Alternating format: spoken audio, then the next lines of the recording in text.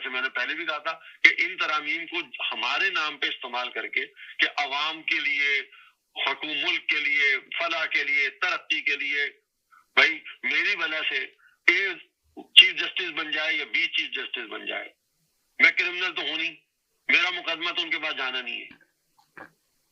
ایک عام آدمی کا چیف جسٹس سے کیا کس کیسز سے رابطہ، یہ بتائیں مجھے. میری کوئی آئینی کوئی ریٹ ہے، میری کوئی آئینی بل ہے یا میری درخواست ہے کہ جو میں لے کے پہنچوں کہ یحییٰ صاحب ہوں گے یا امیر الدین ہوں گے یا منصور علی ہوں گے.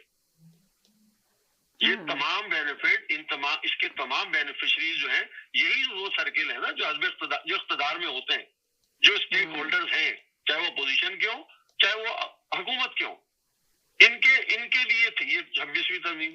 اب وہ ترمیم پاس ہو گئی کیونکہ ان کی طاقت تھی، ان کی پوزیشن تھی، انہوں نے پاس کرا دی. آپ کو یہ سوچنا، جیسے پچھلے جمعے کتنے بڑے جمعرات کو جب ہم پروگرام کر رہے تھے، آپ کو یاد ہوگا تو کہا گیا تھا کہ کل جمعے کو پورے ملک کے اندر علی امین گنڈا پور کا ویڈیو تقریر دکھائی گئی تھی اور ویلاگ دکھایا گیا تھا کہ گھروں سے نکلے پورے پاکستان میں احتجاج ہوگا. وکلا نے کہا تھا کہ پورے پاکستان میں احتجاج ہوگا. جمعہ، ہفتہ، اتوار، پیر، آج 4 دن ہو گئے، کسی ایک جگہ کوئی احتجاج کی خبر اگر آپ نے سنی ہو، ترمیم پاس ہونے کے بعد بھی کوئی احتجاج کی خبر سنی ہو آپ نے؟ اعلان مگر یہی کہہ رہے ہیں کہ تحریک وکلا کی تحریک شروع ہونے والی ہے، احتجاج کی کال ہے، ہم نکلیں گے احتجاج کرنے کے لیے. اندازہ لگائیں. تو اعلان تو ہر 1 گھنٹے کے بعد کوئی نہ کوئی اعلان کرتا ہے، لیکن اس کی ایگزیکیوشن کہاں ہو رہی ہے، اس پہ عمل کہاں ہو رہا ہے، عوام کہاں سے نکلتے ہوئے نظر آ رہے ہیں؟ آپ یہ بھی تو کہیں کسی طریقے سے دیکھ کے بتائیں کہ عوام، یہ میں یہاں کے ہم لوگ جو ہیں اوورسیز ہیں ان میں بہت ایک جوش ہے، ولولہ ہے، کیونکہ ہمیں اپنے ملک سے بہت محبت ہے، ہمیں اپنے ملک سے بہت خلوص ہے. ہم چاہتے ہیں کہ وہ ملک کل سیدھا ہوتا ہوا نا آج سیدھا ہوتا ہے. لیکن مسئلہ یہ ہے کہ یہاں بیٹھ کے کہہ رہے ہیں، جس طریقے سے میں کہتا ہوں لائک اور ڈس لائک کے اوپر حکومت، یہ لیڈرشپ نہیں چلتی. ہم اگر یہ کہیں کہ پاکستان اچھا ہو جائے گا، یہیں سے بیٹھ کے لائک کر دیں پاکستان، لوگ کہیں کہ جھنڈے کو لائک کریں، 1 ملین جھنڈے کو لائک کر، تو 1 لاکھ آدمی یا 1 ملین آدمی پاکستان کے جھنڈے کو لائک کریں گے تو پاکستان کی تقدیر بدل جائے گی کیا؟ پاکستان کی تقدیر جب تک نہیں بدلے گی جب تک ہر آدمی اپنا حصہ نہیں ڈالے. دیکھیں ملک جو چلتے ہیں نا وہ چین نیٹ ورک سے چلتے ہیں. نیٹ ورکنگ سب سے بڑی چیز ہے. ہر آدمی کا کہیں نہ کہیں کوئی نہ کوئی رول ہے. اگر میں ایک کارخانہ لگاتا ہوں تو میرا رابطہ ضرور انکم ٹیکس سے ہوگا، میرا رابطہ ضرور بجلی والوں سے ہوگا، میرا رابطہ سوئی گیس والوں سے ہوگا، دوسروں سے محکموں سے ہوگا. لیکن اگر میں کارخانہ لگانا چاہوں اور سوئی گیس والا مجھ سے رشوت مانگے، بجلی والا مجھ سے رشوت مانگے، تو ایک دوسرے سے رابطے بننا ہے نا.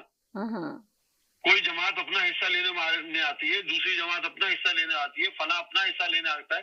تو اس طریقے سے جب تک آپ اس نیٹ ورک میں ہر آدمی اپنا حصہ ایمانداری کا نہیں ڈالے گا، اپنے ملک کے لیے خلوص نہیں ڈالے گا، تو ملک کس طریقے سے ترقی کرے گا؟ میں اور یہاں آپ بیٹھ کے لائک ڈس لائک تعریفیں لوگوں کو موٹیویٹ کرنے کے لیے کہ لوگ نکلیں، مریں، تباہی کریں، باہر آئیں، لیکن ہم لوگ پیسے اس لیے نہیں بھیج رہے کہ ملک ترقی کر جائے گا. ہمارے لیڈر نے تو منع کیا، اگر ملک میں زر مبادلہ بڑھ جائے گا تو ہمارے ملک میں تو پوزیشن خراب ہو جائے گی، ہماری جماعت اقتدار میں آ نہیں سکے گی. تو اگر میری یہ سوچ ہوگی تو پھر میری ملک کی سوچ کہاں گئی؟ میں تو یہ سوچ رہا ہوں کہ میں اس لیے پیسے نہیں بھیج رہا جائز طریقے سے. یہاں پہ ایک عام تاثر ہے کہ جناب حوالے سے بھیج دو پیسے، بینک کے ذریعے نہیں بھیجو، نہیں تو بینک حکومت کو جو ہے نا پیسے مل جائیں گے. بھائی جتنے آپ پیسے بھیج رہا ہو آپ اپنے رشتے داروں کو بھیج رہا ہوں نا، اپنے ماں باپ بہن بھائیوں کو بھیج رہا ہوں نا، وہ کسی دوسرے کے اکاؤنٹ میں تو نہیں ڈال رہے آپ.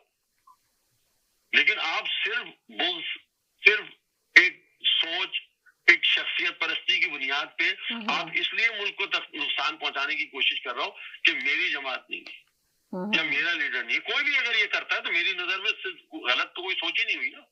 میرے لیے سب سے پہلے میرا پاکستان ہے، میرے لیے سب سے پہلے میری سوچ میرا پاکستان ہے، چاہے میں 1 روپے سے مدد کروں چاہے 5 روپے سے مدد کروں. میں یہ سوچتا ہوں کہ وہ کون سے کیا ایسا نہیں ہو سکتا کہ